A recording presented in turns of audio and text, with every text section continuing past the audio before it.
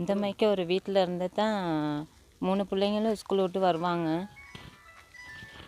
பெரிய மகன் தலவாக்கல்ல கொட்டக்கல்லையில் ஸ்கூலுக்கு போகிறாரு. அவர் ஒரு யூனிஃபார்ம் துவைச்சி மழை நேரத்தில் காய போட்டு எடுக்கிறது கூட எங்களுக்கு சிரமமாக இருக்குது. ஒரு நாள் வெளில உடுப்பு காயாத காரணத்தினாலும் பாடசாலைக்கு போகாத நிலைமையும் அவருக்கு ஏற்பட்டுருச்சு. ஒரு நேரத்துக்கு சாப்பிட்டு அந்திக்கு வரும் வரைக்கும் சாப்பாடாமே எல்லாமே படிப்பு தான் வாழ்க்கை அப்படிங்கிறத படித்து போய்கிட்டு இருக்காரு.